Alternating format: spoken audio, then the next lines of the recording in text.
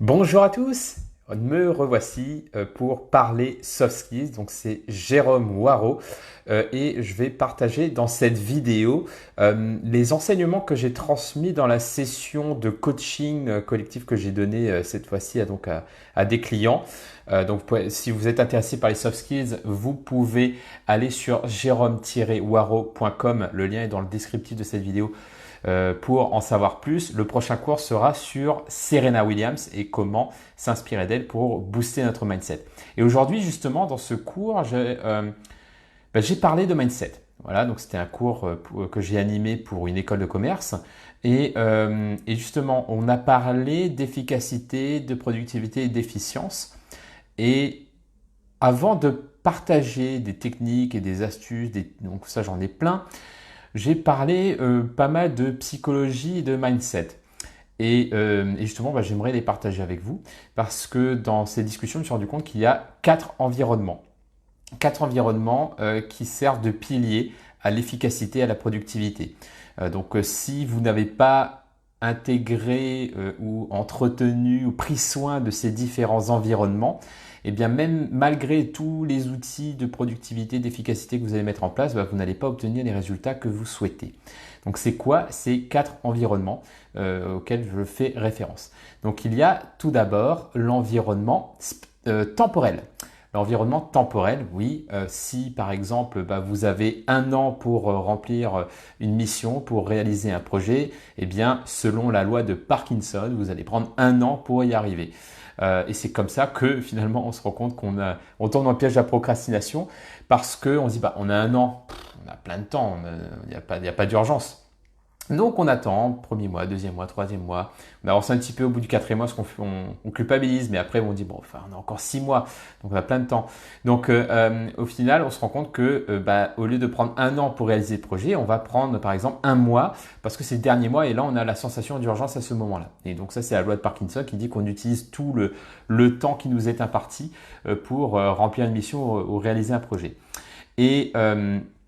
Et du coup, justement, l'idée c'est de prendre soin de son environnement son environnement temporel, pour que plutôt que de le subir, nous allons le choisir. Et c'est là qu'il y a justement des stratégies de sous-objectifs dans lesquels vous allez créer des jalons mois par mois justement pour ne pas tomber dans ce piège-là et que finalement vous allez créer vos propres urgences, moments d'urgence pour passer à l'action en utilisant cette fameuse loi de Parkinson. Donc, entretenez votre environnement temporel en gérant votre temps de manière intelligente pour ne pas être dépassé et trop stressé par ça. Donc ça, c'est le premier environnement. Le deuxième environnement qui est hyper important, c'est l'environnement spatial. Donc après l'environnement temporel, vous avez l'environnement spatial parce que l'espace dans lequel vous êtes va conditionner votre mindset. Donc par exemple, quand vous êtes dans votre lit, vous n'êtes pas forcément conditionné pour pour travailler ou pour lire ou pour apprendre, etc. Et c'est généralement conditionné pour dormir.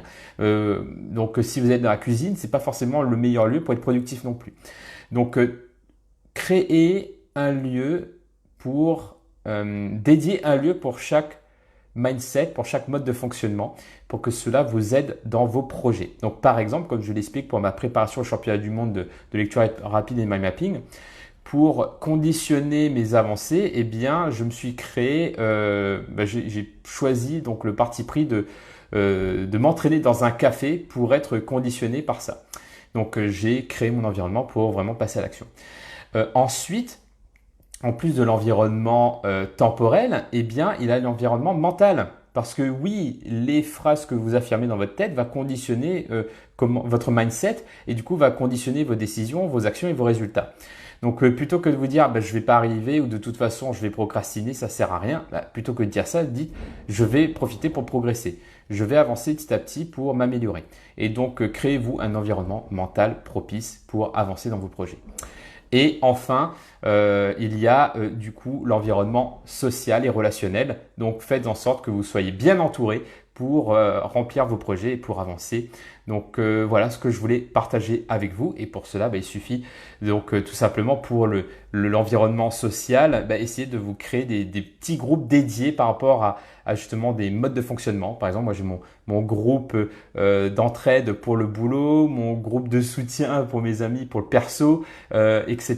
Donc créez-vous des petits groupes justement pour stimuler votre mindset et vos modes de fonctionnement.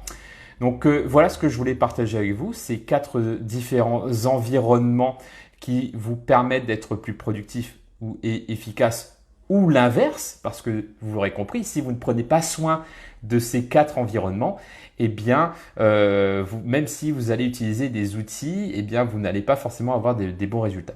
Donc voilà, trouvez des stratégies. Par la suite, créez des stratégies qui vous permettront d'entretenir ces 4 environnements pour une efficacité, une productivité optimale. Voilà la petite astuce du jour que je voulais partager avec vous. Bien entendu, comme vous l'aurez compris, ça rentre dans la philosophie des soft skills. Et si vous voulez en savoir un peu plus, eh bien, vous pouvez aller sur jerome-waro.com. Ok, justement, je donne beaucoup plus d'éléments et de stratégies pour travailler votre mindset, vos stratégies de réussite et vos soft skills. Et sinon, en termes d'actualité, eh bien, ne ratez pas le prochain cours lundi qui sera un cours de modélisation de Serena Williams et comment vous pouvez vous aussi entretenir le même mindset que Serena Williams et développer ces soft skills pour réussir vos projets. Donc voilà, j'étais ravi de partager ce petit moment avec vous et je vous dis à très bientôt pour une prochaine vidéo.